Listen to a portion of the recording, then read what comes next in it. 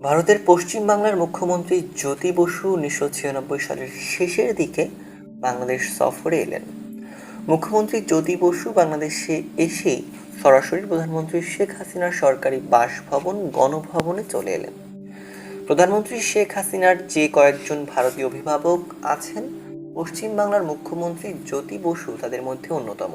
শুধু অন্যতমই নয়, শেখ হাসিনা পরিবারের ভারতীয় অভিভাবকদের মধ্যে জ্যোতি বসু সবার শীর্ষে। প্রধানমন্ত্রী শেখ হাসিনা এবং শেখ রেহানা সপরিবারে যখন ভারতে ছিলেন, তখন ভারতীয় মুরব্বী বা অভিভাবকদের মধ্যে জ্যোতি বসুর সান্নিধ্য ও স্নেহ পেয়েছেন সবচাইতে বেশি।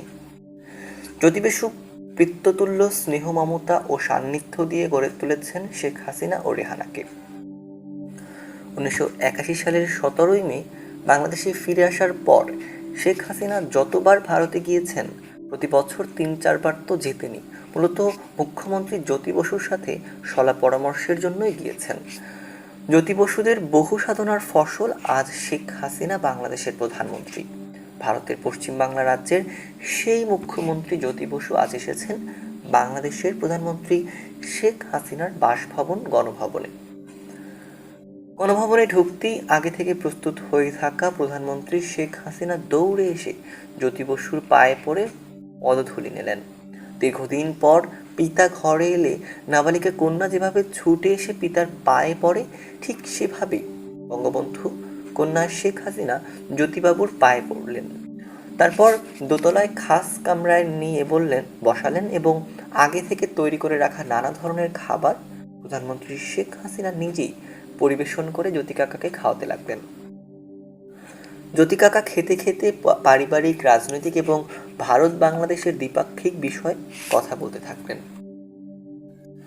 এক পর্যায়ে জ্যোতি বসু বললেন, দেখো মা, গঙ্গার জল টল কিছু পাবে না, আমিই পাই না, আর তুমি কিভাবে পাবে? আমি প্রধানমন্ত্রী দেবগৌড়ের সাথে আলোচনা করে দেখেছি, তুমি গঙ্গা চুক্তি করে ফেলো, তাতে তুমি জল না পেলেও তোমার বিরোধীরা গঙ্গার জল বলে রাজনৈতিক ইস্যু আর তৈরি করতে পারবে না। এই সুবিধাটা তুমি পেয়ে যাবে। 20-30 বছরের একটা চুক্তি করে দেব। তুমি আবার প্রথমেই 20-30 বছরের কথা বলতে যেও না, তুমি বলবে 5 বছর মেয়াদের গঙ্গা চুক্তি করতে যাচ্ছি। তোমার বিরোধীরা এই 5 বছর মেয়াদ নিয়ে চিল্লাপিল্লা করতে থাকবে। পরে আমি 20-30 বছর মেয়াদ এর চুক্তি করে দেব। কেন্দ্রীয় প্রধানমন্ত্রী ও জলমন্ত্রীর সাথে আমার এই রকমের কথা হয়েছে, তুমি এভাবেই কাজ চালিয়ে যাও। আর একটা কথা মা, পার্বত্য চট্টগ্রামের উপজাতীয়দের সাথে তুমি সহসা একটা চুক্তি করে ফেলবে।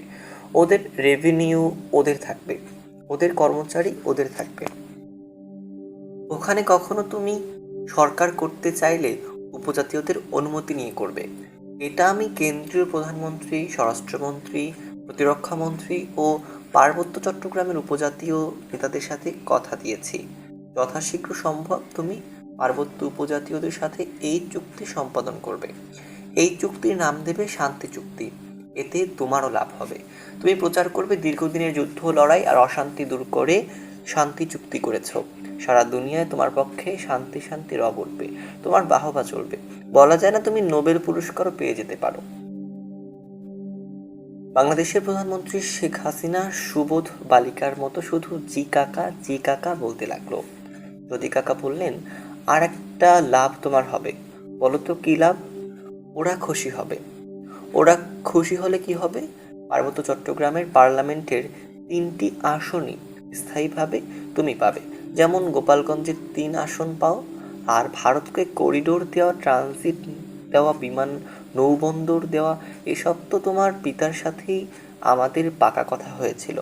তুমি এখন তোমার সুবিধাজনক সময় আমাদের এগুলো দিয়ে দাও। বেশি দেরি করো না কিন্তু। বেশি দেরি করলে আবার দিল্লির দিকে ভুল বোঝাবুঝি হতে পারে, বুঝলে? পশ্চিমবাংলা রাজ্যের মুখ্যমন্ত্রী জ্যোতিবাবু কাজ শেষ করে চলে গেলেন। তারপরে ভারতের প্রধানমন্ত্রী দেবগৌড় বাংলাদেশ সফর করে গেলেন। বাংলাদেশের প্রধানমন্ত্রী শেখ হাসিনা দিল্লি সফরে গেলেন এবং পশ্চিমবাংলার মুখ্যমন্ত্রী জ্যোতির কাকার সাজানো 30 বছর মেয়াদের পানিবিহীন গঙ্গা চুক্তি করে এলেন। এরপরই প্রধানমন্ত্রী শেখ হাসিনা তার ফুফাতো ভাই মহান সংসদ জাতীয় সংসদের বকলম চিফ হুইপ মাতাল আবুল হাসান আবদুল্লাহকে প্রধান করে পার্বত্য চট্টগ্রাম বিষয়ক কমিটি করলেন এবং জ্যোতিবাবুর নীল নকশা অনুযায়ী রাজস্ববিহীন, রাজ কর্মচারীবিহীন এবং রাজ কর্তৃত্ববিহীন পার্বত্য চট্টগ্রাম শান্তি চুক্তি করলেন। এই শান্তি চুক্তি অনুযায়ী গণপ্রজাতন্ত্রী বাংলাদেশ সরকার পার্বত্য চট্টগ্রামের কোনো খাজনা ট্যাক্স পাবে না এবং ওই অঞ্চলে যাবতীয় খাজনা ট্যাক্স উপজাতীয়রাই সংগ্রহ করবে ও খরচ করবে। পার্বত্য চট্টগ্রামের স্থানীয় কোনো কর্মচারী গণপ্রজাতন্ত্রী বাংলাদেশ সরকারের কর্মচারী হবে না। উপজাতীয়রাই উপজাতীয়দের মধ্য থেকে ওই সকল কর্মচারীদের নিয়োগ দেবে, পদোন্নতি দেবে এবং বরখাস্ত করবে। পার্বত্য চট্টগ্রামের জলাশয়, ভূমি, বন ইত্যাদি যা কিছু আছে, উপজাতীয়রা যদি অনুমতি না দেয় তাহলে গণপ্রজাতন্ত্রী বাংলাদেশ সরকার অধিগ্রহণ বা কেয়ার করতে পারবে না।